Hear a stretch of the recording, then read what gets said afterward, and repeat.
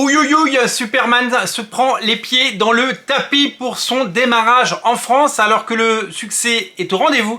Aux États-Unis, en France, c'est plus compliqué, puisque le film cumule 442 855 entrées, 442 855 entrées en 5 jours, pour pas dire 6 jours, puisque vous le savez peut-être, le film a bénéficié de nombreuses avant-premières dès le mardi et qu'il avait fait 50 000 entrées. Donc on est à 442 000 entrées au total sur 6 jours. Ce qui est eh bien, un score assez faible. Alors il est vrai que Superman a toujours eu beaucoup de difficultés en France, c'est plutôt un héros américain, d'ailleurs on va en parler, aux États-Unis ça se passe plutôt bien, mais en France pour le moment c'est assez timide. Alors certains disent qu'il fait trop chaud, certains disent que c'est le prix des places de cinéma, d'autres disent que eh bien, c'est pas la saison des blockbusters, j'ai lu ça sur... Ouais, pourquoi ils sortent les films l'été? On va pas au cinéma l'été, alors que c'est la saison depuis toujours des blockbusters, ça fait 40 ans que ça dure. C'est très marrant de voir ce genre de commentaires. Beaucoup de raisons sont évoquées pour ce démarrage un peu faiblard. Ce qui est sûr, c'est que la tendance générale, à part Lilo et Stitch qui a cartonné 4,5 millions d'entrées, c'est pas fou. Même le nouveau Jurassic World, il est timidement à 1,6 million au bout d'un peu plus de 10 jours, alors que d'habitude, vous savez, ça tutoie les sommets, ce genre de film. Peut-être que les gens en ont marre, d'avoir un 7e Jurassic World, d'un 6e Superman ou 7e Superman.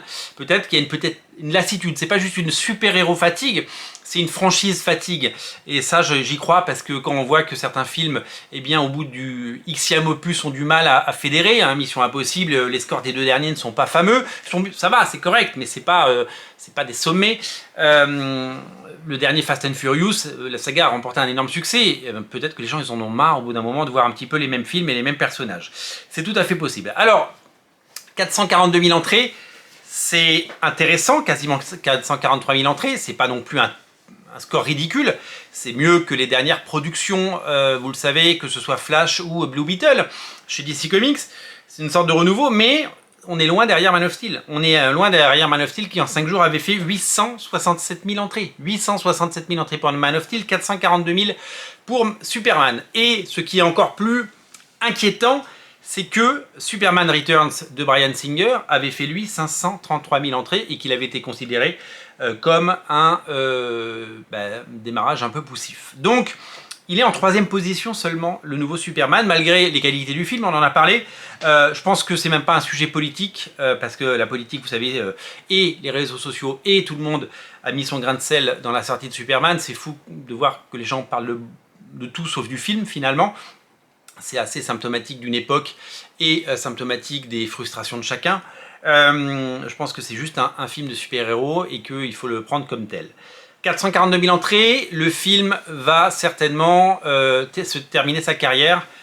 Au-delà du million, c'est une évidence, mais pas beaucoup plus. Voilà, donc ce serait vraiment eh bien, une sorte de contre-performance pour le film, parce que pour lancer un nouvel univers, c'est pas forcément ce dont on s'attendait pas forcément à ça. Si Superman fait 1 million, combien va faire Supergirl?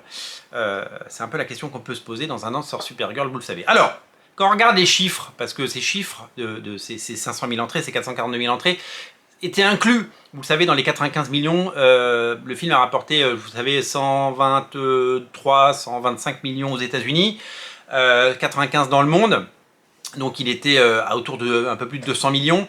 Tout le monde a dit ah ouais, mais dans le monde il marche moins bien qu'aux États-Unis. Oui, c'est une tendance générale. Le film n'est pas un phénomène partout dans le monde. Il faut séduire, il faut convaincre, il faut relancer Superman. Et c'est un premier essai. Il faut espérer que Warner soutienne le film, soutienne tout ça, et fasse en sorte que le film arrive à quand même faire une carrière correcte et qu'on ait un 2e film qui soit annoncé très prochainement pour asseoir ce succès et peut-être espérer des grandes choses.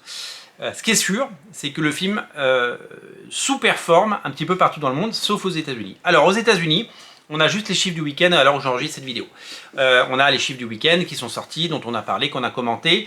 En revanche, ce qui nous manque, c'est les chiffres du lundi. J'ai vu passer une news, mais je n'ai pas trouvé j'ai pas trouvé de confirmation, j'ai pas trouvé de source officielle. Peut-être qu'au moment où vous reverrez cette vidéo, dans la soirée, peut-être que vous verrez que l'info est sortie, mais a priori, il fait un bon lundi. Vous savez, la plupart du temps, les films, quand ils font un week-end, eh ben, il s'écroule le lundi, parce que le lundi, les gens ils bossent, quoi, tout simplement, ils vont pas au cinéma. Donc un film qui fait 20 millions de dollars un dimanche, le lundi il va faire 4 ou 5, vous voyez. Mais c'est normal, il fait 4-5 le lundi, 4-5 le mardi, et puis ça. Et puis après, hop, arrive le week-end, jeudi, vendredi, samedi, dimanche, le film peut réengranger des spectateurs parce que les gens ont du temps. Ça, c'est le comportement classique et logique. Par contre, a priori, d'après ce que j'ai lu, et j'attends la confirmation, le film aurait rapporté 13 millions de dollars pour son lundi, ce qui est un excellent lundi. Ce qui veut dire que le film va se maintenir, on appelle ça des legs, des jambes, il a des jambes, il en a dans le falzar, il en a dans les pattes, et donc s'il fait 10 millions tous les jours, ça veut dire qu'il va assurer un week-end numéro 2, surtout que le week-end prochain, il n'y a pas grand-chose qui sort, il y a les Schtroumpfs, et on annonce déjà que le Schtroumpf devrait rapporter seulement 20 millions de dollars. Donc en fait, Superman pourrait être encore numéro 1 aux États-Unis le week-end prochain. Il avait rapporté donc plus de 120 millions de dollars, on peut espérer qu'il en rapporte au moins la moitié, ce serait la base, mais s'il a chute seulement de 30%, il peut taper un chiffre à 80-90 millions pour son premier week-end, et alors là, boum, sa carrière est lancée, il fait 350 millions de dollars aux États-Unis. Avec le reste du monde, ça va évidemment à peu près s'équilibrer et il arrivera à taper un score. Donc c'est vraiment, tout repose sur le marché américain pour ce film. Bon voilà, donc en France ça démarre mollement, aux États-Unis a priori ça démarre bien. Nous serons attentifs évidemment aux évolutions de ce film parce qu'on a très envie de savoir bien tout ce qui va se passer. Merci d'être aussi nombreux à regarder Radio Comics, merci pour votre soutien et merci à tous. N'oubliez pas de vous abonner, abonnez-vous à la chaîne pour ne rater aucune émission et vive les comics et vive Superman. Salut!